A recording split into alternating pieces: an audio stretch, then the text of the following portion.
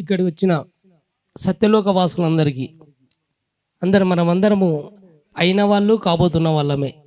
ధ్యానం చేయడం అంటే పత్రిజీ చెప్పేవాడు, నీరు పల్ల మెరుగు సత్యం వ్యాప్తి నెరుగు. అలా ఎవరు ధ్యానం చేస్తారా, చేయడానికి సిద్ధంగా ఉండారా, అలా వ్యాప్తి అది అవుతుంది. నా పేరు ప్రభాకర్ రెడ్డి, బనగనపల్లి. 2001లో ధ్యానంలో సదానంద స్వామి ఇక్కడ పరిచయం అయింది. ఆ తర్వాత ఎప్పుడైతే నేను ధ్యాన ప్రచారం మొదలుపెట్టానో 2008 నుంచి విశాఖపట్నం ధ్యాన యజ్ఞం నుంచి గురువులు మా వెంట ఉండి నడిపిస్తున్నారు. ఇది సత్యం. ఎన్నోసార్లు నా భార్య ప్రయోగాలు కూడా చేసింది. ఆ విధంగా ధ్యానం చేయడం ఒకటైతే, ధ్యాన ప్రచారము, ధ్యానం చెప్పడం అనే సంకల్పంతోనే మన వెంట గురువులుండి నడిపిస్తారు. పత్రిజీ ఎప్పుడు చెప్తున్నాడు, పత్రిజీ పోతే 1,00,000 మంది పత్రిజీలు ఉండారంటే ప్రతి ఒక్కరిలో పత్రిజీ ఉండే నడుపుతున్నాడు ఈ ప్రోగ్రాములన్నిటికీ. కాబట్టి మనమందరము ధ్యానం చేసి ఇతరులతో చేయించి ముందుకెళ్తే మనం ఆటోమేటిక్గా ఆ ఎనర్జీని పొందుతాం. దాని యొక్క క్రమ ప్రక్షాళన జరుగుతుంది. కాబట్టి ఈ సదానంద స్వామి గురువు ఒక మహాయోగి. ఆయన ఒక పుస్తకాన్ని రాయడానికి నా భార్యకు లక్ష్మీనారాయణమ్మ, ఆమె ఈరోజు కూడా రావాల్సింది, పెద్ద బస్సులో పుట్టింది, అక్కడే ఉంది. ఈరోజు అక్కడ క్లాసెస్ చెప్తుంది పిరమిడ్లో. ఆమె నువ్వు వెళ్ళు, నేను ఇక్కడ క్లాస్ చెప్తున్నాను 2 రోజుల నుంచి అంటే అక్కడ జరుగుతుంది. ఆమె ద్వారా సదానంద యోగి తన జీవిత చరిత్రను అందిస్తాను అని చెప్పాడు. రోజంతా ధ్యానం చేసి రాత్రి అంతా కూర్చొని ఎలా చెప్తారు గురువుగారు అంటే, నీకు ఇంకొక మాస్టర్ను గుడి విజయవాడ నుంచి పూర్ణిమ మేడంను కనెక్ట్ చేశాడు సదానంద స్వామి. ఫస్ట్ కరోనా సమయంలో ఇద్దరు ధ్యానంలో కూర్చుంటే ఈమెకు క్వశ్చన్లు ఇస్తాడు సదానంద స్వామి, ఆమెకు సమాధానాలు ఇస్తాడు. గత 5 జన్మలది సదానంద యోగి ఎక్కడ జన్మించాడు, పత్రిజీ కుటుంబంతో ఏంటి సంబంధము, అరబిక్ శ్లోకాలు అర్థాలు రాసుకోలేకుంటే సదానంద యోగి చెయ్యి మీద చూపించి ఈ అరబిక్ శ్లోకాలు ఇలా చేత రాయించాడు. అద్భుతంగా యోగి తన జీవిత చరిత్రను కొంతవరకైనా తెలియాలి అని ఒక 60 పేజీల పుస్తకాన్ని అందించాడు. దాన్ని పత్రిజీకి అప్పుడే మేము చూపించాము. ఓకే, ఇది రిలీజ్ చేయండి అని. ఆ విధంగా మన ధ్యాన మహాచక్రంలో రిలీజ్ చేశాము. ఇక్కడికి కూడా వచ్చాయి, ఇస్తామని అందరికీ. కాబట్టి మనమందరము గురువులు మన వెంట ఉండాలి అంటే ముందు మన ధ్యాన సాధన చేయడమే కాదు, మనం తింటే మట్టి పాలు, మన ఇతరులకు పెడితే మన పాలు. ధ్యానం మనం చేస్తే అది మన వరకే కాదు, ఇతరులకు ధ్యానం నేర్పిస్తే, పిరమిడ్లు కట్టిస్తే, సహకరిస్తే ప్రత్యక్షంగా పరోక్షంగా డెఫినెట్గా మన వెంట మాస్టర్స్ ఉండి మన జీవితాలను నడిపిస్తారు. మేము టీచర్లము, ఎక్కడ ఏ ఇబ్బంది లేకుండా నడిపిస్తున్నారు గురువులు. 2 పిల్లలు డాక్టర్లు అయినారు. ఎక్కడ ఏ ఇబ్బంది లేదు, అద్భుతంగా నడుస్తుంది. మమ్మల్ని ముందుకెళ్ళి నడవచ్చు, నువ్వు వెళ్ళు అంతే అంటాడు. ఈరోజు బనగానపల్లిలో ఎమ్మెల్యే రామిరెడ్డి గారు నాకు పిరమిడ్ కట్టించు అని నన్ను అడుగుతున్నాడు. అంటే నేను సంకల్పం చేశాను ఈయన ఎందుకు కట్టుకోడని. అలా రాంభూపాలరెడ్డి గారు కూడా యాగంటిలో ఒక పిరమిడ్కు సంకల్పం చేశాము, ప్లాన్ చేశాము. అటు దగ్గర ల్యాండ్ ఇచ్చాడు, అక్కడ ఒక పిరమిడ్ కాబోతుంది. బనగానపల్లిలో ఒక సంకల్పం చేసుకుంటానే 1,30,00,000 అయిన పిరమిడ్ ఒక దాత కట్టించి ఇచ్చాడు. 1 కోటి రూపాయల స్థలం ఇచ్చాడు, 25 లక్షలు డబ్బు ఇచ్చి పిరమిడ్ కట్టించి క్లాసెస్ నడుస్తుంది. అంటే మనం ఎప్పుడైతే మనస్ఫూర్తిగా సంకల్పంతో ఈ ధ్యాన వ్యాప్తి చేయాలి అనుకుంటామో హాస్టల్ మాస్టర్స్ దారి చూపుతారు. ఏదో ఒక విధంగా మన ద్వారా కార్యక్రమాలు జరుగుతాయి. ఇంత గొప్ప అవకాశం వచ్చింది కాబట్టి ఉపయోగించుకోవాలి. నా భౌతిక జీవితం ఉద్యోగరీత్యా అద్భుతంగా జీవిస్తున్నాము, కానీ మిగిలిన సమయం అంతా ఆధ్యాత్మికంగా ఉపయోగించుకుంటున్నాను. ప్రతి ఒక్కరము అన్నిటిలో ఉండాల్సిందే, భౌతికంగా ఉండాలి, ఆధ్యాత్మికంగా ఉండాలి. మన వల్ల 10 మందికి మంచి జరగాలి అనే సంకల్పం ఉంటే మాస్టర్స్ పరుగున వస్తారని నాకు స్కూల్లో పిల్లల ద్వారా చెప్తారు. గత 10 ఏళ్ళ నుంచి నాకు స్కూల్లే, నాకేమీ తడే లేదు, ఏమి కనిపించదు, నాకు ఏటి లేదు, కానీ నా ఎదురుగా కూర్చున్న పిల్లలకు గురువులు కనిపిస్తారు. గురువుల ద్వారా నాకు సందేశాలు ఇస్తారు.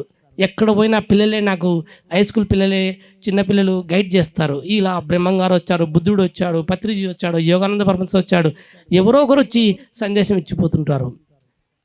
ఇంకా భౌతికంగా మరి పిరమిడ్ కడుతున్నా అంటే కాస్త ఆయన భౌతికంగా వస్తాడు, వేరే వాళ్ళ వాకినై వచ్చాడు. ఇలా గురువులు ఏదో ఒక విధంగా మనల్ని గైడ్ చేస్తారు. ఎప్పుడు నేను ఈ సొసైటీకి సేవ చేయాలి, ధ్యానం నేర్పించాలి అని అనుకున్నప్పుడు మాత్రం డెఫినెట్గా మనకు అది అబ్బుతుంది, మనకు కూడా ధ్యానం అబ్బుతుంది. కాబట్టి మనమందరము చేయడమే కాదు, చేయించడము, సేవ చేయడము, ఇలా పాజిటివ్గా ముందుకు వెళితే డెఫినెట్గా మనందరికీ దాని యొక్క ఫలితాన్ని పొంది తిరుగుతాము. ఇక్కడ అద్భుతంగా చేస్తున్న ప్రభావతి మేడంను ఒకసారి మా హై స్కూల్లో క్లాస్ పెట్టించాను. ఎంతోమంది పేరెంట్స్ మీటింగ్ మహిళల మధ్యన ఆమె అద్భుతంగా తన ప్రసంగాన్ని ఇచ్చి ఎంతో ఆ చుట్టుపక్కల గ్రామాలలో అందరూ ధ్యానం చేసుకుంటున్నారు. అంటే ఈమె ద్వారా ఏవో ఒక పత్రిజీ తన శక్తి ద్వారా నడిపించుకుంటున్నాడు. ఒక మహిళ ఇంత కొండలలో ఉండి అందరినీ మోటివేట్ చేస్తూ నడిపిస్తుంది.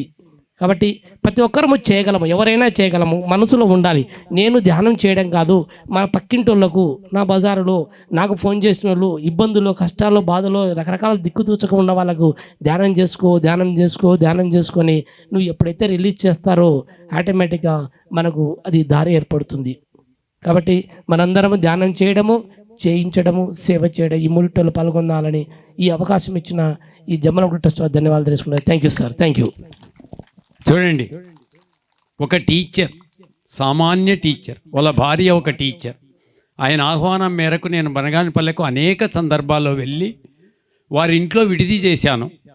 నాకు అక్కడ ఇంట్లో ఉన్నట్టు లేదు, ఒక పెద్ద దేవాలయంలో ఉన్నట్టుగా, తిరుమల కొండపైన ఉన్నట్టుగా అనిపించింది. ఆ ఇల్లంతా ఎనర్జీతో నిండి మాస్టర్ల నిలయం అయిపోయి ఈరోజు అద్భుతమైన జీవితాన్ని జీవిస్తూ వారికి వేరే ఆలోచన లేదు. ధ్యానం చేయడం, ధ్యాన ప్రచారం చేయడం, పాంప్లెట్లు పంచడం, బుక్కులు ప్రింట్ చేయడం, ఎక్కడికి పత్రిసారి వస్తే అక్కడికి వెళ్ళడం, ఇదే చేస్తూ వస్తే ఈరోజు వారి కుటుంబం 1,00,00,000 కుటుంబాల్లో అటువంటి కుటుంబం ఒక్కటి ఉంటుంది. అంత ఆరోగ్యము, అంత ఆనందము, అంత వైభోగము, అంత సంపద, అంత దివ్యత్వంగా ఉన్నారు. 2 పిల్లలు డాక్టర్లు అయిపోయారు, ఎలాంటి డొనేషన్లు లేకుండా. వారిద్దరూ టీచర్లే, పిరమిడ్ కట్టారు ఇంటి పక్కనే. తప్పకుండా మీరందరూ ఒక్కసారి వెళ్ళి ఆ పిరమిడ్ని సందర్శించండి, అక్కడ ధ్యానం చేయండి. వారు బుక్కు రాశారు కదా, ఎవరు రాసింది? లక్ష్మీనారాయణమ్మ పూర్ణిమ. బుక్కు పేరు సదానంద యోగి జీవిత చరిత్ర. ఇది ఎవరికీ తెలియదు. పత్రికాన్ని నేను అనేక సందర్భాల్లో అడిగితే నాకు కూడా పూర్తిగా తెలియదు అన్నాడు. అటువంటి జీవిత చరిత్రను ఈరోజు ఎన్ని వందలు సంవత్సరాలు జీవించాడో ఆయన మనకు తెలియదు. ఆయన మన తెలుగు ఆయన కాదు, ఎక్కడో ఏదో రాష్ట్రంలో ఏదో దేశంలో పుట్టాడు. అది మనకు నిజంగా అందుబాటులోకి రావడం చాలా సంతోషం. రేట్ ఎంత? ఇప్పుడు మాత్రం ఫ్రీగా, ఈ సందర్భంగా ఫ్రీగా ఇస్తున్నారు కాబట్టి మీకు మా అందరి ధన్యవాదాలు తెలుపుతున్నా, అందరి తరఫున. తప్పకుండా అది చదవండి. Thank you. ఓకే మాస్టర్స్, ఇక్కడ స్టేజ్ మీద మాస్టర్స్ అందరి యొక్క ప్రసంగాలు అయిపోయినాయి. ఇప్పుడు సన్మాన కార్యక్రమాలు ఉన్నాయి. ప్లస్ మళ్ళీ ఇక్కడ చెప్పాల్సిన విషయం ఏంటంటే, భోజనాలు అయిపోయిన తర్వాత మన కట్టా కళాధర్ రెడ్డి సార్ గారు ప్రోగ్రాం ఉంటుంది, లైవ్ ఉంటుంది. కాబట్టి దయచేసి అందరూ భోజనాలు తిన్న తర్వాత వచ్చి మళ్ళీ ఒక 1 అవర్ సార్ క్లాసు చాలా చక్కగా ఉంటుంది. నేను చెప్పాను కదా, పత్రి సారు భౌతికంగా నువ్వు లేకపోతే నేను ఎలా అని అడిగినప్పుడు నాకు ఈయన రూపంలో దర్శనం ఇచ్చాడు ఆయన. ఈరోజు నేను ఇంత ఆనందంగా ఉన్నాను అంటే ఆధ్యాత్మికంగా సారు ప్రతి క్షణాన నాకు ఏ డౌట్ వచ్చినా ఎనీ టైం కాల్ చేస్తే నాకు సలహా ఇచ్చి నడిపిస్తూ ఉన్నాడు ఈయన. ఈరోజు ఈ ప్రోగ్రాంకి సంబంధించి కూడా ఎన్నో విషయాలు ఆయన నాకు చెప్పాడు. కాబట్టి ఈయన క్లాస్ చాలా చక్కగా ఉంటుంది. మాస్టర్స్ భోజనాలు అయిపోయిన తర్వాత అందరూ మళ్ళీ ఇక్కడికి వచ్చి కూర్చోండి, సార్ క్లాస్ ఉంటుంది. ప్లస్ ఇక్కడ మనకు సన్మాన కార్యక్రమాలు స్టార్ట్ అవుతున్నాయి. కానీ అంతకుముందు నేను ఒక మాట చెప్తాను మాస్టర్. ఇప్పుడు నేను ఈ మధ్య కాలంలో 1 మంత్ కింద ఎందుకో నేను స్కూల్ టీచర్గా పనిచేస్తున్నాను. స్కూల్లో అందరు పిల్లలంతా వెళ్ళిపోయినారు. ఒక 10 నిమిషాలు ఎందుకు అలా కూర్చొని కళ్ళు మూసుకున్నాను. నేను ఏమడిగానంటే, పత్రి సార్ని ధ్యానం చేస్తున్నాను, నాకు మళ్ళీ బాధలు వస్తున్నాయి, ఎరుకతో వాటిని పోగొట్టుకుంటున్నాను, ఇలా రావడం పోగొట్టుకోవడం అనేది నాకు నచ్చలేదు, నీ ఎమ్మడి నేను ఉన్నా అంటున్నావే, ఆధ్యాత్మికంగా నేను ఎదగాలంటే ఏం చేయాలి అన్నప్పుడు నేను కళ్ళు మూసుకుంటే నాకు కొన్ని వాక్యాలు కనిపించినాయి. అవి ఏంటివి అనేటువంటిది నేను చక్కగా రాసుకున్నాను. ఫస్ట్ నువ్వు ధ్యానము ఇంకా బాగా చెయ్యి ఎరుకతో. అంటే నేను స్టార్టింగ్లో చేసినంత ధ్యానం తగ్గించిన ఈ మధ్యలో. అందుకు నువ్వు ధ్యానం చక్కగా చెయ్యని ఒక ధ్యానం కనిపిస్తూ ఉంది, ఇంకా ఎరుకతో పెంచమని. తర్వాత నువ్వేం చెప్తావో అవి ఆచరించమని వచ్చింది నాకు. నువ్వేమైతే మాట్లాడతావో వాటిని ఆచరించు అని కనిపించింది. తర్వాత ఎరుకతో అందరూ నమ్మకూడదు, అందరితో అన్ని విషయాలు చెప్పకూడదు అని ఒక ఎరుక ఉండాలన్నటువంటిది నాకు ఎరుకలేక వచ్చింది. తర్వాత తక్కువగా మాట్లాడు, మౌనంగా ఉండు అని. మామూలుగా ధ్యానంలోకి రాకముందు గబగబా మాట్లాడేదాన్ని. ధ్యానంలోకి వచ్చినాక చాలా తగ్గించిన. పక్కన వాళ్ళకి ఏమో కానీ నా వరకు అయితే నేను చాలా తగ్గించిన. తర్వాత బాగా తింటే అంటే నాకు చాలా ఇష్టం. నాన్ వెజ్ అంటే మరీ ఇష్టం. వాటిని అన్నింటిని కట్ చేసినాను. కానీ నాన్ వెజ్ కట్ చేసావు కానీ మామూలుగా శాకాహారం కూడా బాగా తింటున్నావు కదా అని అనిపించింది. అది కూడా మితాహార రూపంలో. తర్వాత ఎక్సర్సైజ్, నీవు మెంటల్గా బాగా ఉండాలంటే ఎక్సర్సైజ్ కనిపిస్తుంది నాకు. తర్వాత ధైర్యంగా ఉండు, ఏది జరిగినా ఇది మంచికే జరిగిందని. ఈ వాక్యాలు నాకు 7 వాక్యాలు క్లియర్గా బోర్డు మీద కనిపిస్తే ఎలా రాసుకుంటానో అలా రాసుకుంటున్నాను కళ్ళు మూసుకొని. నాకు ఈ 7 వాక్యాలు ఈ మధ్యకాలంలో 1 మంత్ నుండి నేను వీటిని చక్కగా ఆచరించడం వల్ల రోజుకు ఈ 24 గంటలు స్కూలు, మళ్ళీ ఏదో నా సొంత పని, ఈ పిరమిడ్ 15 రోజుల నుంచి ఇంట్లో ఒక్క నిమిషం కూడా ఉండకోకుండా సీను బాబాయ్, నేను, మా కమిటీ సభ్యులు అందరం కూడా ఈ 15 రోజులు మేము రాత్రి 11 అవుతుంది ఇంటికి వచ్చేసరికి. భిక్షాటనకు పోతున్నాం మేము. భిక్షాటనకు పోతే ఒక ముస్లిమ్స్ ఆయన గోల్డ్ షాప్ ఆయన ఏమన్నా అంటే వయసులు కదా మా బజార్లో పడి ఆడుకుంటున్నారా అన్నాడు. మేము పిరమిడ్ తిరగతిప్పి భిక్షాటనకు పోతే వయసులు బజారు, కొందరైతే పాప ఇంకా మాకు వ్యాపారం కాలేపా అని. ఇవి ఎందుకు మనం అట్లా భిక్షాటన చేస్తున్నామంటే, నేను అన్న అహం చచ్చిపోవడానికి, నేను అనే అహం ఉండకోకుండా ఉండడం కోసము మన పత్రి సారు ఎప్పుడు కూడా నలుగురితో మనం ఎంత పెద్ద షావుకారులం అన్నా కానీ, ఈరోజు ప్రొద్దుటూరు పిరమిడ్ మామూలుగా అది కొద్ది కన్స్ట్రక్షన్లో ఉంది. కానీ మన సతీష్ సార్ ఒక్కరే ఆ ప్రొద్దుటూరు పిరమిడ్ను చేసేటువంటి శక్తి సామర్థ్యాలు సార్కు ఉన్నాయి, ఆ ఉందాతనం ఉంది, ఆ డబ్బులు ఉన్నాయి. కానీ సార్ ఎందుకు చేయలేదు అంటే, పత్రి సారు ప్రతి ఒక్కరూ చేయిపోయాలి, ప్రతి ఒక్కరూ చేయిపేసి వాటిని ముందుకు తీసుకోవాలని చెప్తున్నాడు. కాబట్టి నేను అన్నటువంటి అహంకారాన్ని మనం చంపుకొని, నేను ఆత్మను అన్నటువంటి ఒక ఎరుకతో జీవించి మనను ఎలా ప్రేమించుకుంటున్నామో ఎదుటి వారిని కూడా అలానే ప్రేమించాలని చెప్పేసి ఆయన చెప్పిన సంకల్పము అలా ఉండి మనము ఈరోజు శ్వాస మీద ధ్యాస. మన గురువు ఎవరు? ఒకసారి చెప్పండి, మన గురువు ఎవరు? కాదు, శ్వాసే గురువు. ఆయన ఎప్పుడు ఏ సొసైటీలోనైనా మనకు గురువు వాళ్ళ గురించి మనం మా గురువు అని గొప్పగా చెప్పుకోకపోతే వాళ్ళు ఏదో ఒకలాగా ఉండేవారు. కానీ మన గురువు ఏంటి? నేను కాదు మీ గురువును. మీ గురువు ఎవరు? శ్వాస మీద ధ్యాస.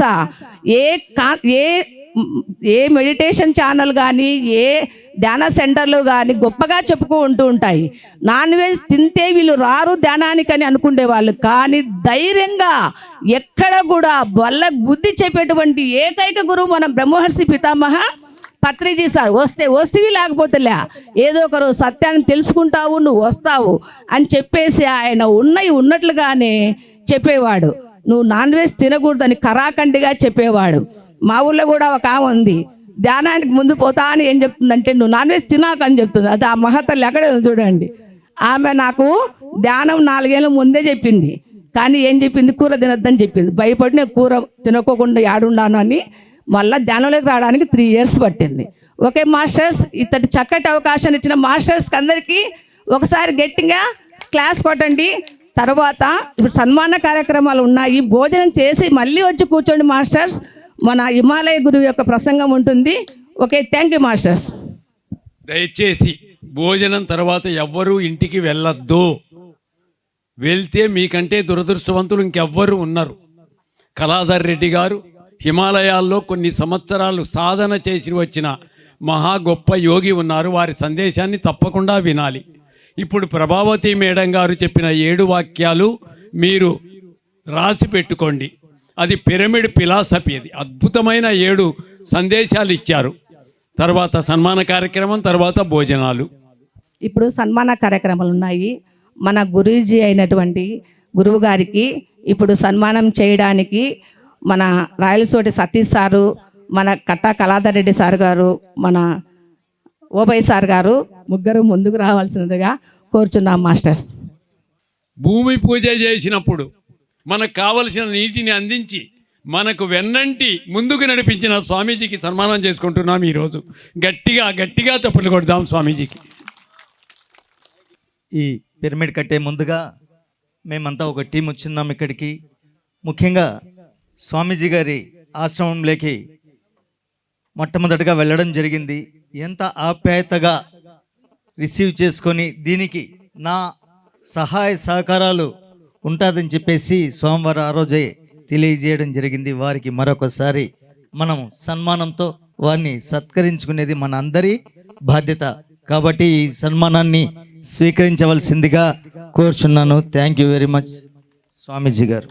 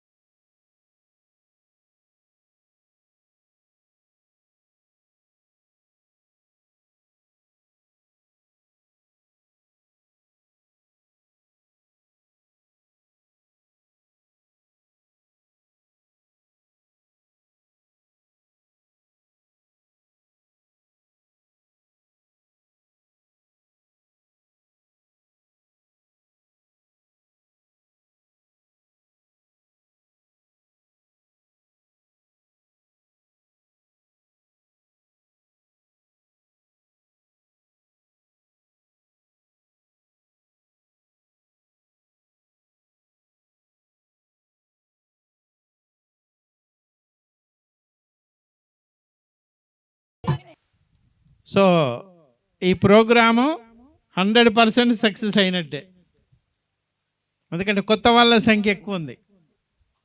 భోజనాలు అయిన తర్వాత కూడా ఉన్నారు అని అంటే ఆయన కూడా ఫుల్ హ్యాపీ. సరే, పత్రిజీ గారికి గట్టిగా క్లాప్స్ కొడదాం. ఇంకా ఇంకా ఇంకా ఇంకా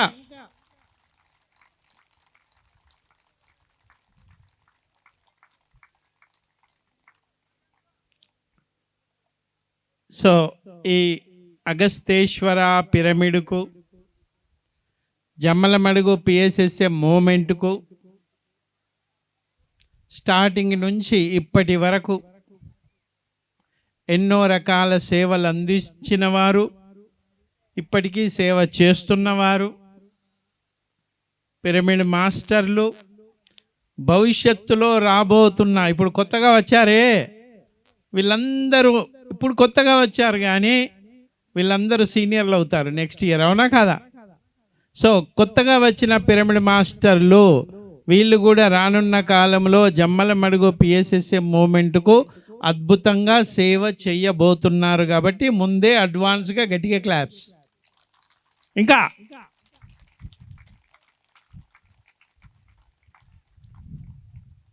నిజంగా నేను ఇక్కడికి రావడం ఇది 3వసారి, అంతేనా? ఇది నిజంగా ఒక అద్భుతమైనటువంటి శక్తి క్షేత్రము. హిమాలయాల్లో 11 సంవత్సరాలు ఉన్నప్పుడు, సరే ఇలాంటి హిమాలయాల్లో ఎన్నో ఉంటాయి, హిమాలయాల్లో ఉండడం గొప్ప విషయం కాదు, కానీ ఇటువంటి చోట్ల ఉండడము అన్నది చాలా చాలా గొప్ప విషయం. సో హిమాలయాల్లో ఉన్నప్పుడు ఎలాంటి అనుభవాలను పొందుతూ ఉండేవాడినో ఈ అగస్తేశ్వర ఈ పిరమిడ్ క్షేత్రములో ఉదయం స్వామీజీ గారు వచ్చారు కదా, వాళ్ళ పీఠానికి కూడా తీసుకెళ్ళారు. ఫస్ట్ టైం వచ్చినప్పుడు వెళ్ళాము, సెకండ్ టైం వచ్చినప్పుడు వెళ్ళాము, నిన్న కూడా వెళ్ళాను. గండికోటకు కూడా వెళ్ళాను 2 times. సో పర్యాటక క్షేత్రమే కాకుండా ఈ క్షేత్రము అద్భుతమైన శక్తివంతమైన ధార్మిక ఆధ్యాత్మిక క్షేత్రము అన్ని నేను సంపూర్ణంగా అనుభూతి చెందాను కాబట్టి మీకు చెప్తున్నా.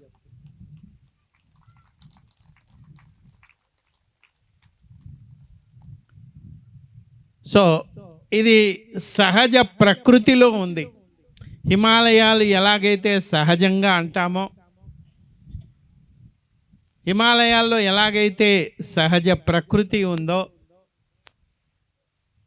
ఆ సహజమైనటువంటి ప్రకృతి వాతావరణము ఈ క్షేత్రంలో కూడా, హిమాలయాల్లో యోగులు మునులు సిద్ధులు ఎలాగైతే తపస్సు చేస్తూ ఉంటే అదొక తపస్సు క్షేత్రంగా, దేవభూమిగా ఎలాగైతే హిమాలయాలను చెప్పుకుంటూ ఉంటామో, నిజంగా ఈ జమ్మలమడుగు దగ్గరలో ఉన్న ఈ అగస్తేశ్వర పిరమిడ్ క్షేత్రం కూడా అంతే శక్తివంతంగా ఉంది అని చెప్పడంలో నేను అనుభవంతో చెప్తున్నా, ఎటువంటి అతిశయోక్తి కాదు. ఒకసారి గట్టిగా క్లాప్స్ కూడా.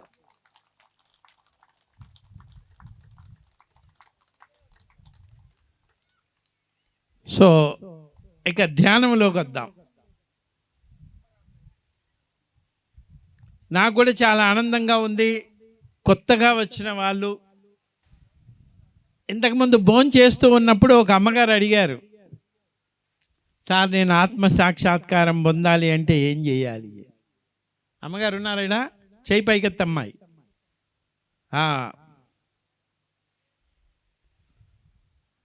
సో ఒకప్పుడు నేను 18 సంవత్సరాల వయసులో ఉన్నప్పుడు నాకు కూడా ఉండే బాగా తపన ఆత్మ సాక్షాత్కారం పొందాలి అని. మా నాయనమ్మ పుణ్యాన నా మొట్టమొదటి గురువు మా నాయనమ్మ. సో చిన్నతనంలోనే కొంచెం ఆధ్యాత్మిక లక్షణాలు అలబడ్డాయి. సో ఉదయం వచ్చిన ఆ స్వామీజీ లాగానే మలయాళ స్వామి గురు పరంపరలో మా నాయనమ్మ జీవిస్తూ ఉండేది. సో మాది కరీంనగర్లో భగవద్గీత ప్రవచనాలకు స్వామీజీలు వస్తూ ఉన్నప్పుడు మా నాయనమ్మ ఆ స్వామీజీలను ఇంటికి తీసుకొచ్చేది. దేని కొరకు? భిక్ష, భోజనం. అలా తీసుకొస్తూ ఉంటే నాకు సన్యాసులతో ఎక్కువ పరిచయం అయింది. సో చిన్నప్పటి నుంచి నా ఫ్రెండ్స్ ఎవరు ఎక్కువ అంటే సన్యాసులు, స్వామీజీలు. ఒకసారి గట్టిగా క్లాప్స్ కొట్టండి. సో సెలవులు వచ్చినా కూడా నేను స్వామీజీల ఆశ్రమాలకు ఎక్కువ వెళ్తుండేవాడిని. సో అలా అప్పుడు ఏంటంటే స్వామీజీలు అంటే ఎంతో గౌరవించేవారు. అవునా? ఇప్పటికి కూడా గౌరవిస్తారు. అవునా? సో అనుకునేవాడిని, ఓహో ఆధ్యాత్మికత అంటే ఆధ్యాత్మికత, ముక్తి, మోక్షము, ఆత్మసాక్షాత్కారము, ఓహో సన్యాసులకే ఇది సాధ్యం. ఎందుకంటే వాళ్ళని చూసేవాడిని, గృహస్థులై ఉండి అందరూ వాళ్ళనే కూడా గౌరవించేవారు, పూజలు చేసేవారు, వాళ్ళు ప్రవచనాలు చెప్తూ ఉంటారు. అవునా? సో అలా నాకు మొట్టమొదటి పుస్తకం ఏమి ఇచ్చారు అంటే వివేకానందం జీవిత చరిత్ర. మీ అందరికీ తెలుసు వివేకానందుడు ఎంత గొప్పవాడు. ఆయన పేరు తెలియని వాళ్ళు లేరు. అవునా? ఒకసారి ఆయన గట్టిగా క్లాప్స్ కూడా. తర్వాత సెలవుల్లో ఆశ్రమానికి వెళ్ళినప్పుడు ఆదిశంకరుల జీవిత చరిత్ర ఇచ్చాడు స్వామీజీ. ఆదిశంకరుల జీవిత చరిత్ర చదివా. గమ్మత్తు ఏంటంటే నేను మొట్టమొదటి చదివిన ఈ 2 పుస్తకాలు వీళ్ళిద్దరూ సంసారులు కాదు, సన్యాసులు.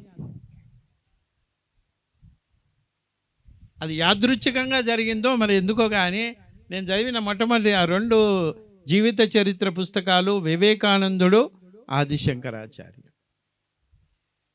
ఒకరు 32 సంవత్సరాలు జీవించారు, ఇంకొకరు 39 సంవత్సరాలు. 32, 39 అంటే 40 సంవత్సరాల లోపులనే ఇద్దరు జీవించారు. ఎక్కువ సంవత్సరాలు జీవించాల, 100 సంవత్సరాలు.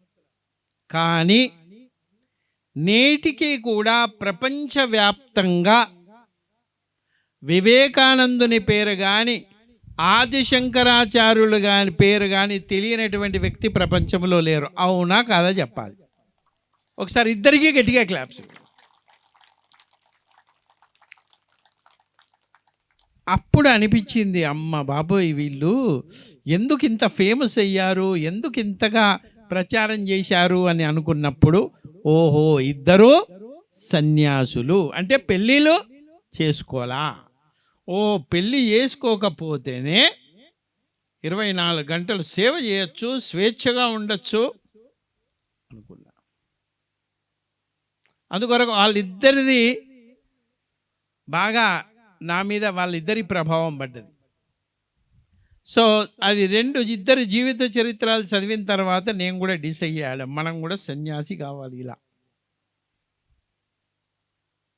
అప్పటికి ఏంటంటే ఆధ్యాత్మికత అంటే సంసారులు చేస్తారు కానీ పూజలు, ఉపవాసాలు, యజ్ఞాలు, హోమాలు, జపము, పారాయణము ఇంతవరకే పరిమితం. సంసారులు ధ్యానం బాగా చేయలేరు, పూజలు చేయగలుగుతారు, అన్నీ చేయగలుగుతారు. సో సన్యాసి అయితే ఏ సంసారము లేదు, భార్య పిల్లలు ఉండరు, బరువు బాధ్యతలు ఉండవు, మంచి హాయిగా ధ్యానం చేయొచ్చు. సో చూస్తే ఏంటి, నిజంగా వీళ్ళిద్దరూ కూడా 32, ఒకరు 39 సంవత్సరాలు, ఒకరు 32 సంవత్సరాలు. నిజంగా వీళ్ళు ఇంత బాగా ఆధ్యాత్మిక ప్రచారం చేశారు అంటే ఎందుకు చేశారు? వీళ్ళు పెళ్ళిళ్ళు చేసుకోవాలా, అందుకొరకు వీళ్ళు చేశారు. సో మనం కూడా చేసుకోకపోతే మనం కూడా వీళ్ళలాగా జీవించవచ్చు అని ఒకటి. సో చెప్పాను కదా, మా నాయనమ్మ మొదటి గురువు, ఆమెనే ఆధ్యాత్మికలకు తీసుకొచ్చింది. నా రెండవ గురువు మా నాన్నగారు. సో ఆధ్యాత్మిక వాతావరణం ఉంది కాబట్టి సో నేను సన్యాసి అవ్వడానికి మా ఇంట్లో ఎటువంటి ఆబ్జెక్షన్ లేదు. ఒకసారి వాళ్ళకు కూడా గట్టిగా క్లాప్స్ కూడా. సో అలా 18 సంవత్సరాల వయసులో హిమాలయాలకు వెళ్ళిపోయా.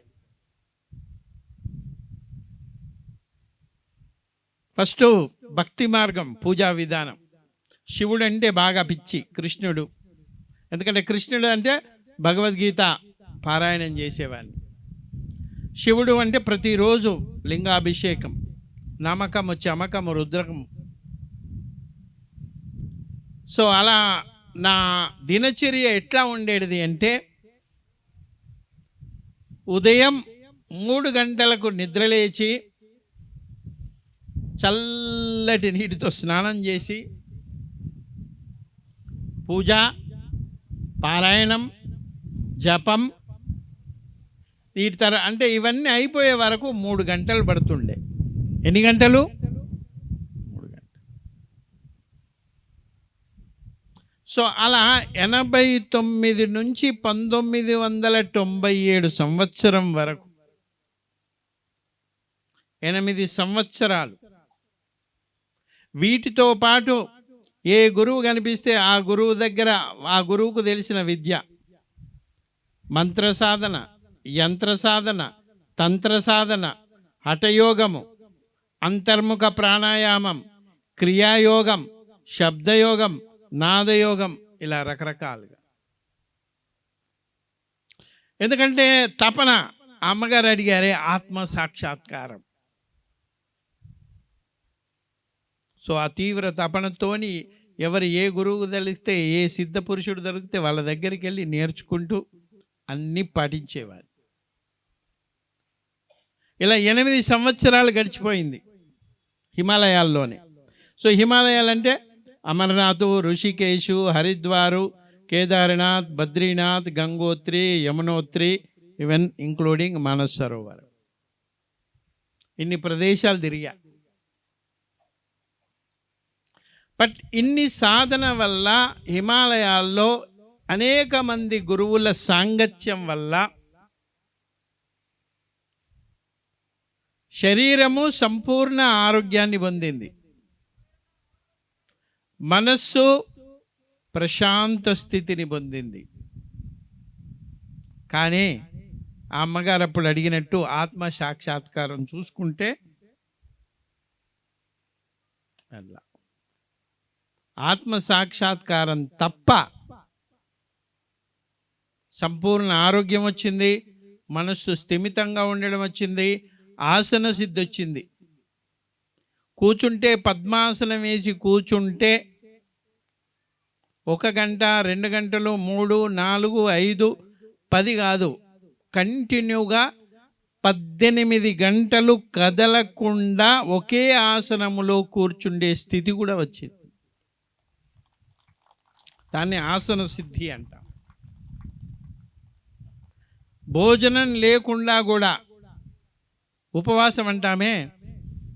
ఉపవాసం అంటే ఈరోజు సూర్యోదయం నుంచి రేపటి సూర్యోదయం వరకు కూడా మంచినీళ్ళు కూడా తాగకుండా ఉండడం. అలా ప్రతి నెల 2 ఏకాదశి, 1 పౌర్ణమి, అమావాస్య, అంటే నెలకు 4 రోజులు ఈ రకంగా ఉండేవాడిని. ఈరోజు సూర్యోదయం నుంచి రేపటి సూర్యోదయం వరకు వితౌట్ వాటర్, ఫ్రూట్స్ లేవు, జ్యూసు లేవు, ఏదీ లేదు. సో ఇలా నెలకు 4 రోజులు ఉండేవాడిని కాబట్టి సో లోపల తపన ఇన్ని సాధనలు చేసినా లోపల పెరుగుతూ ఉంది.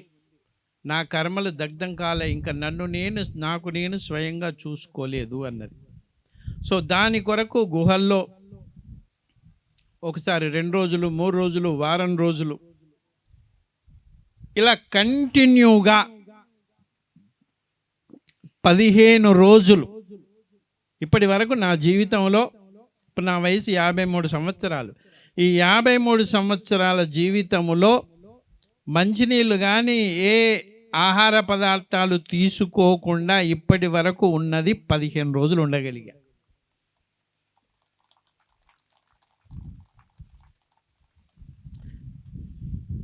అంటే ఆ సాధనలు శారీరకంగా దృఢంగా ఉండడానికి, శారీరకంగా ఆరోగ్యంగా ఉండడానికి, మానసిక ప్రశాంతత ఉండడానికి, ధైర్యంగా ఉండడానికి పనిచేశాయి.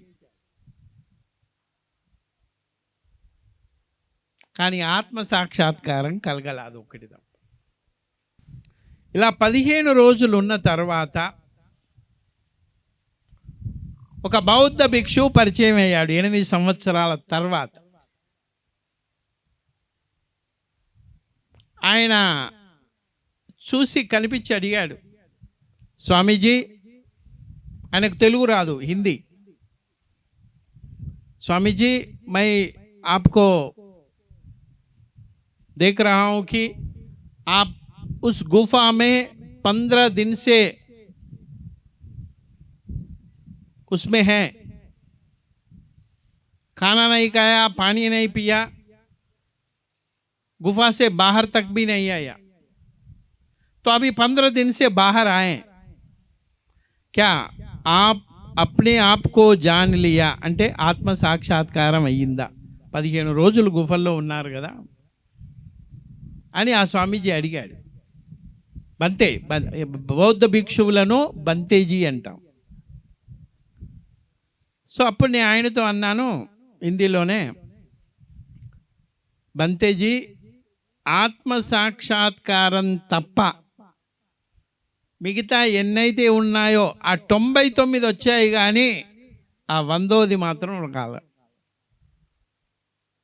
అప్పుడు ఆయన అడిగాడు, మరి గుఫలో ఉండి ఇన్ని రోజులు తిండి లేక ఏం లేక నిద్ర లేక 15 రోజులు ఉన్నారే, మరి 15 రోజులు ఎలా ఉండగలిగారు, ఉంటూ ఏ సాధన చేశారు అని అడిగాడు. ఇప్పుడు చెప్పా, పూజలు చేసేవాడిని, మంత్ర సాధన, యంత్ర సాధన, తంత్ర సాధన, హఠయోగము, అంతర్ముఖ ప్రాణాయామము, క్రియాయోగము, ఇన్ని అన్నీ చేశానని. సో అప్పుడు ఆ బంతేజీ, अभी तक आप इतने किए हैं, अपने आप को नहीं जान पाया, సో అప్నే ఆప్కో మిమ్మల్ని మీరు తెలుసుకోవడానికి, ఆత్మ సాక్షాత్కారం పొందడానికి మీరు ఇన్ని రకాల సాధనలు చేశారు కదా, సో నా దగ్గర ఒక సాధనా పద్ధతి ఉంది, మీరు చేస్తాను అంటే అది చెప్తా, దీని ద్వారా తప్పకుండా మీకు ఆత్మ సాక్షాత్కారం కలుగుతుంది. అబ్బాయి ఇన్ని సంవత్సరాల నుంచి ఎదురు చూస్తున్నాం, ఏ పుట్టలో ఏ పాముందో ఇన్ని చేశాము, ఇవన్నీ కాకుండా ఇంకేటో ఉంది అంటున్నాడు. సరే ఓకే బంతీజీ చెప్పండి అన్న. అప్పుడు ఆయన అన్నాడు, స్వామీజీ, ఈ 8 సంవత్సరాల్లో మీకు ఆసన సిద్ధి వచ్చింది, మనసు స్థిరంగా ఉంది, తప్పకుండా ఇది మీకు తొందరగా ఫలితాన్ని ఇస్తుంది, సరే చెప్పండి అన్న. ఆయన ఏం చెప్పాడు, మీరు కళ్ళు మూసుకుంటారు, పద్మాసనంలో కూర్చుంటారు, ఏం చేయాల్సిన అవసరం లేదు, మీ ముక్కు రంధ్రాల ద్వారా లోపలికి వచ్చే శ్వాస మీ ముక్కు రంధ్రాల ద్వారా బయటకు వెళ్ళే శ్వాసను మీరు ఏం చేయొద్దు, లోపలికి వస్తే లోపలికి వస్తుందని, బయటకు వెళ్తే బయటకు వెళ్తుందని కేవలం ఒక వాచ్మెన్ లాగా, సాక్షిలాగా గమనించండి, ఇంతే మీరు చేయాల్సింది, ఇంకేమీ లేదు. కొత్త కదా, నేను కూడా కొత్తవని కాబట్టి నాకు కూడా డౌట్ వచ్చింది. ఇప్పుడు కాదు కానీ అప్పుడు వచ్చింది. ఏంటి, శ్వాసను గమనిస్తే శ్వాస వస్తుంది పోతుంది, అది ఎట్లాగూ జరుగుతుంది, దాన్ని గమనిస్తే ఏమొస్తుంది, ఇన్ని చేసిన వీటి వల్ల ఆత్మ సాక్షాత్కారాన్ని దీని ద్వారా ఏమవుతుంది అన్న. అవును, శ్వాస వస్తుంది పోతుంది అందరికీ తెలిసే, కానీ అప్పుడు నాకు కూడా డౌట్ వచ్చింది, ఎందుకంటే చేయలేదు. మనం ఏదైతే చెయ్యమో దాని పట్ల మనకు అనుభవం ఉండేది కాబట్టి కామెంట్ చేస్తాం. దాని తర్వాత ఇప్పుడు నాకు అర్థమైంది, ఎవరికైనా ధ్యానం చెప్తే ముందే రెడీ అయి ఉంటాం, వీళ్ళకి కొత్తగా ధ్యానం చెప్తున్నాం కాబట్టి వీళ్ళు ఎట్లాగో ఈ ప్రశ్న ఇస్తారు, కళ్ళు మూసుకుంటేనట కర్మలు దగ్ధమవుతాయట, కళ్ళు మూసుకుంటేనట అన్నీ అవుతాయట. సో అనుభవం ఉంది కాబట్టి ఎవరికన్నా కొత్తగా ధ్యానం నేర్పేటప్పుడు వాళ్ళు ఏం ప్రశ్న ఎత్తారో కూడా ముందు రెడీ అయి ఉంటా. కళ్ళు మూసుకుంటే ఏమవుతుంది? కళ్ళు మూసుకుంటే అన్ని కర్మలు తగ్గుతాయట, కళ్ళు మూసుకుంటే అన్నీ అవుతాయట, కళ్ళు మూసుకుంటే ప్రకృతే చూసుకుంటుందట అంటారా లేదా? నేను కూడా మొదలన్నా. ఎప్పుడు? 1997లో అన్నా. అప్పుడు ఆయన చెప్పాడు, అయ్యా కరెక్టే, కానీ సరే శ్వాస ఆగిపోతే ఏమవుతుంది అని అడిగాడు. శ్వాస ఆగిపోతే ఏమవుతుంది? చనిపోతాం కదా. సో అందుకొరకు శ్వాస వస్తుంది పోతుంది అందరికీ తెలుసు. శ్వాస ఆగిపోతే శవమవుతామని కూడా తెలుసు. కానీ శ్వాస మీద ధ్యాస పెట్టరు. కానీ శ్వాస మీద ధ్యాస పెడితే ఒక అద్భుతం జరుగుతుంది. పెట్టిన వాళ్ళకే ఇది అర్థమవుతుంది. అప్పుడు ఆయన చెప్పాడు బుద్ధుని గురించి. సరే చూద్దాం అన్న తర్వాత మొదలుపెట్టా. సో అలా కూర్చున్న తర్వాత అప్పుడు అర్థమైంది, నిజంగా ఏదైనా కూడా తెలిస్తే దాని అనుభవమే ఇంకొక రకంగా ఉంటుంది. అలా కూర్చున్నాను, శ్వాసను గమనిస్తూ కూర్చున్నా. ఇలా మీరు చెప్పిన విధంగా శ్వాసను గమనిస్తూ పోయాను. నేనే మిమ్మల్ని ప్రశ్నించాను కదా, కళ్ళు మూసుకొని శ్వాసను గమనిస్తే ఏమొస్తుంది అని. కానీ ఇప్పుడు అర్థమైంది, ఈ 3 గంటల్లో నేను ఇంతవరకు నా జీవితంలో శ్వాసను గమనించలా. మంత్రాలు చేశాను, పారాయణం చేశాను, జపం చేశాను, యజ్ఞాలు చేశాను, హోమాలు చేశాను, ఉపవాసాలు ఉన్నాను. కానీ ఇంత ఆనందము ఎప్పుడూ రాలా. ఏమైంది లోపల అంటే, అలా శ్వాసను గమనిస్తూ ఉంటే శ్వాసతో మమేకమయ్యి శ్వాసతో లీనమవుతూ ఉన్నప్పుడు కర్మలు, మన మనసు ఏ విధంగా పనిచేస్తుంది, మనసు ఎందుకు బాధగా ఉంటుంది, మనసు ఎందుకు సంతోషంగా ఉంటుంది, మనసు ఎందుకు దుఃఖపడుతుంది, మనసు ఎందుకు ఈర్ష్యతో ఉంటుంది, మనసు ఎందుకు కోపానికి వస్తుంది, మనసు ఎందుకు నిరాశపడుతుంది అన్నది అర్థమైంది. ఎలా అర్థమైంది అంటే, ఇంతకుముందు పొద్దున ఒక మాస్టర్ చెప్పాడు కదా, మన ఏవ మనుష్యానాం కారణం బంధమోక్షయోహో. అది సత్యం. ఆ సంస్కృత శ్లోకం ఎవరు చెప్పారంటే ఆది శంకరాచార్యులు. ఒకసారి ఆయన గట్టిగా క్లాప్స్ కూడా. సో బంధానికి మోక్షానికి కారణం మనస్సు. అప్పుడు అర్థమైంది, సినిమా కనిపించింది లోపల. ఓహో, ఏ వ్యక్తి వల్ల, ఒక వ్యక్తి వల్ల నాకు దుఃఖం కలగడం లేదు, ఒక వ్యక్తి వల్ల నాకు బాధ కలగడం లేదు, ఒక వ్యక్తి వల్ల నాకు సుఖం కలగడం లేదు, ఒక వ్యక్తి వల్ల సంతోషం కలగడం లేదు, ఒక వ్యక్తి వల్ల నేను నష్టపోవడం లేదు, ఒక వ్యక్తి వల్ల నేను మోసపోవడం లేదు. మోసపోయిన, సంతోషం కలిగిన, దుఃఖం కలిగిన, బాధ కలిగిన, మేలు కలిగిన, ఏది కలిగినా దానికి కారణం నా మనస్సే అన్నది అర్థమైంది. ఇది లోపల కనిపించిన సినిమా. ఎందుకు మరి ఎదుటి వ్యక్తిని ఎందుకు నిందిస్తాము అంటే, తెలియక, అజ్ఞానంతో. అప్పుడు అర్థమైంది, అరే ఈ హిమాలయాల్లో ఉన్నాను, 8 సంవత్సరాల నుండి తెలుసుకుంది, ఈ 3 గంటల్లో ఎలా అర్థమైంది అన్నది చెక్ చేసుకుంటే అప్పుడు లోపలికి వెళ్ళలా. ఆత్మ సాక్షాత్కారం అంటే ఒకప్పుడు పెద్ద పదంలాగా ఉండేది నాకు కూడా. కానీ ఎప్పుడైతే అర్థమైందో, ఓహో ఇంత సింపులా. అందుకే అప్పుడు ఆ అమ్మగారు అడిగితే చెప్పా, సార్ నాకు ఆత్మసాక్షాత్కారం కావాలి, ఏం చేయాలి? 1997 అడిగి ఉంటే మాత్రం పూజలు చేయి, యజ్ఞాలు చేయి, హోమాలు చేయి, ఉపవాసాలు చేయి, ఆ గుళ్ళకే ఈ గుళ్ళకి వెళ్ళు అని చెప్పేవాడిని. ఇప్పుడు ఏం చెప్పానో చెప్పు. ఏం చెప్పానమ్మా? ఏం చెప్పాను అంటే, నువ్వు ఎప్పుడు ఎక్కడ ఎలా ఉన్నా తృప్తిగా ఉంటే అది ఆత్మసాక్షాత్కారం.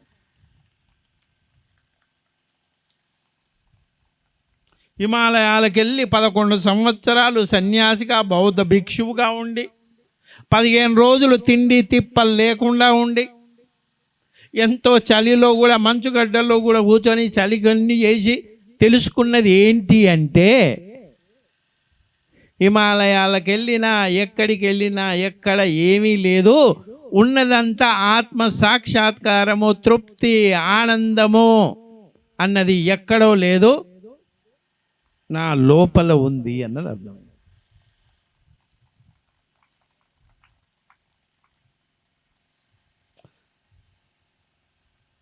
అందుకే హిమాలయాల్లో చెప్పాను కదా, 18 గంటలు చేసేవాడిని ధ్యానం. ఇప్పుడు సరే అది అయిపోయిన తర్వాత ఇంకా బాగానే ఉంది. ఇక అనుకున్నాం అప్పటికే సన్యాసి కాబట్టి, బౌద్ధ భిక్షుగా ఉన్నాం కాబట్టి, సో అలా చేస్తూ ఉన్నా. హ్యాపీగా ఉంది, ఆనందంగా ఉంది. ఇక తుది శ్వాస వరకు ఇలానే ఉందాము అనుకున్నా. సో ఆనాపానసతి ధ్యానం దొరికింది, దుఃఖ నివృత్తి ఏంటో దొరికింది, ఎలా ఆనందంగా జీవించాలో దొరికింది. హాయిగా ఆనాపానసతి ధ్యానం చేసుకుంటూ బౌద్ధ భిక్షువుగా హాయిగా జీవిస్తున్నా. తృప్తిగా ఉంది, ఓకే, అంత బాగుంది. కానీ ఒక వారం రోజులు అలానే ధ్యానం చేస్తూ ఉంటే నా అంతర్వాణి, నా ఆత్మ సందేశం నా లోపల నుంచే, బయట నుంచి కాదు. ఒకప్పుడు చెప్పాను కదా, పూజలు ఇవన్నీ చేసినప్పుడు ఒకప్పుడు బయట వచ్చేటి. శివుడు కనిపించేవాడు, కృష్ణుడు, రకరకాల దేవీ దేవతలు, సందేశాలు, అవన్నీ అప్పుడు ఆ జీవితం వేరు. అలా కొత్తగా ధ్యానం తెలియనప్పుడు, లోపలికి వెళ్ళే ప్రయాణం తెలియనప్పుడు, అవన్నీ కనిపించినప్పుడు అబ్బో పెద్ద గొప్పగా ఫీల్ అయ్యేవాడిని. కానీ ధ్యానంలోకి వచ్చినాక, లోతుల్లోకి వెళ్ళిన తర్వాత, అప్పుడు ఈవెన్ బుద్ధుడు కనిపించినా, ఎందుకంటే మన మనస్సే అన్నిటికీ కారణం అన్నది అర్థమైంది కదా. ఇన్ని రోజులు అప్పుడు శివుని భక్తి ఎక్కువగా ఉండేది కాబట్టి శివుడు కనిపించేవాడు. ఎందుకంటే నా మనస్సును బట్టి కృష్ణుని భగవద్గీత పారాయణం చేశా కాబట్టి కృష్ణుని మీద ధ్యాస ఎక్కువ ఉండేది. భగవద్గీత, ఇంత అద్భుతమైనటువంటి భగవద్గీతను ఇంత మానవాళికి అందించాడు అన్నది కృష్ణుని పట్ల ఉన్న కృతజ్ఞత భావం వల్ల ఎక్కువగా ఉండేది కాబట్టి కృష్ణుడు కనిపించేవాడు. సో ఇప్పుడు బుద్ధుడు కనిపించినా అర్థమయ్యేది, ఓహో ఇది కూడా మనస్సే. ఒకప్పుడు దేవీ దేవతలు కనిపిస్తే సంతోషపడేవాడిని. కానీ ధ్యానం తెలిసిన తరువాత అర్థమైంది. బుద్ధుడు స్పష్టంగా చెప్పాడు. మీరు ఈరోజు గమనించవచ్చు, మనం ఎన్ని విగ్రహ ఆవిష్కరణలు చేశాం చెప్పండి? 9. మిగతా 8 ఆవిష్కరణ ఒక రకంగా జరిగితే బుద్ధునికి మరి ఎందుకు అని అంటే నాకు తెలియదు. తను సార్ బుద్ధుని ఆవిష్కరణ మీరే చేయండి అంది. సో నేను చేయాలి అంటే నా అనుభవం, నేను ఏది ఆచరిస్తున్నా అదే చేయాలి, అవునా కదా? ఒకవేళ పత్రిజీ గారి విగ్రహాన్ని కూడా నన్ను ఆవిష్కరించుమని అడిగి ఉంటే పత్రిజీ గారికి కూడా నేను పూలదండ, అది నేను వేళ, నాకు సంబంధం లేదు, క్లియర్గా చెప్తున్నా. సో పత్రిజీ గారి విగ్రహాన్ని కూడా నన్ను ఆవిష్కరించమని అడిగి ఉంటే పత్రిజీ గారి విగ్రహానికి కూడా నేను పూలదండ వేసేవాడిని కాదు. సో బుద్ధుని అడిగారు కాబట్టి బుద్ధునికి అభిషేకం చేయాలా? నీళ్ళు పోసామా? చూశారు కదా, పోసానా? పసుపు రాశానా? పూలదండ వేసానా? కొబ్బరికాయ కొట్టానా? ఏమీ చేయాల. ఎందుకంటే ఆయన జీవించి ఉన్నప్పుడే ఒక మాట చెప్పాడు బుద్ధుడు, నేను బోధించేది ఆనాపానసతి ధ్యానం. ఈ ధ్యానాన్ని పట్టుకోండి, కానీ నన్ను పట్టుకుంటే మీకేమీ రాదు. ఇది నేను చెప్పేది కాదు, బుద్ధుడు చెప్పాడు అప్పుడే. అందుకొరకు నా విగ్రహాలు దాని తర్వాత అయ్యేది అనుకోండి, తాయివాన్ ఎప్పుడైతే బౌద్ధం మళ్ళీ 2 రకాలుగా విడిపోయిందో, మహాయాన హీనయాన అని, కొందరికి ఆ అనుభవ జ్ఞానం లేని వాళ్ళు బుద్ధుని యొక్క విగ్రహాలు పెట్టడం జరిగింది. కానీ బుద్ధుడు ఎప్పుడూ కూడా బుద్ధున్నే, కొంతమందికి డౌట్ రావచ్చు, సార్ మరి బుద్ధం శరణం గచ్చామి అంటాం కదా, అంటే బుద్ధుణ్ణి శరణు జొచ్చుచున్నాను. అప్పుడు కూడా అడిగితే చెప్పాడు ఆయన ముందే, నా పేరేంటి? సిద్ధార్థుడు. అంతే కదా. బుద్ధుని మొదటి పేరు ఏంది? భౌతిక శరీరానికి ఉన్న పేరు సిద్ధార్థుడు కదా. సో అందుకొరకు వెంటనే ముందే చెప్పాడు, నేను సిద్ధార్థ శరణం గచ్చామి అన్నానా? అనలేదు. ఏమన్నాను? బుద్ధం శరణం గచ్చామి అన్నా. అంటే బుద్ధుణ్ణి శరణు జొచ్చుచున్నాను. బుద్ధుడంటే ఎవరు? సిద్ధార్థుడు కాదు. ఎవరైతే ఆనాపానసతి ధ్యానం చేసి తనలో తన యొక్క బుద్ధిని వికసింప చేసుకున్నారో వాళ్ళందరూ కూడా బుద్ధులే. రామ్ సుబ్బారెడ్డి గారు కూడా బుద్ధత్వం పొందొచ్చు. కళాధరు అనే నామరూపాలు ధరించిన వ్యక్తి కూడా బుద్ధత్వం పొందొచ్చు. ప్రభావతి మేడం కూడా పేరు, ఆ శరీరానికి ఆ పేరు ఉంది. అందుకొరకు ఎవరైతే తనను తాను తెలుసుకున్నారో, తనలో ఉన్నటువంటి బుద్ధిని వికసింపు చేసుకున్నారో వాళ్ళందరూ బుద్ధులు. వాళ్ళు ఎంతమంది అయినా కావచ్చు. అందుకొరకు బుద్ధం శరణం గచ్చామి అంటే ఇంకా క్లారిటీ ఇచ్చాడు బుద్ధుడు. ఏచ బుద్ధ అతీతాచ, ఏచ బుద్ధ అనాగతాచ, పచ్చుపన్నాచ ఏచ బుద్ధ అహం వందామి అన్న. ఇది పాలి భాష. ఏం చెప్పాడు అంటే, నాకంటే ముందు కూడా ఎంతోమంది బుద్ధుళ్ళు ఈ భూమి మీదకి వచ్చారు.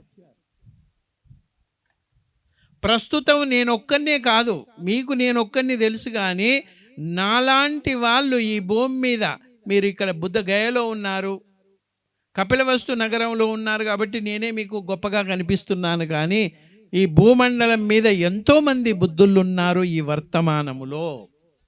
అందుకే పత్రిజీ గారు కూడా దాన్ని యాజ్ ఇట్ ఈజ్గా ఆచరించారు. అందుకే పత్రిజీ గారు వెంటనే నేను దేవుణ్ణి అని తెలుసుకున్నా, మీరు కూడా దేవుళ్ళే.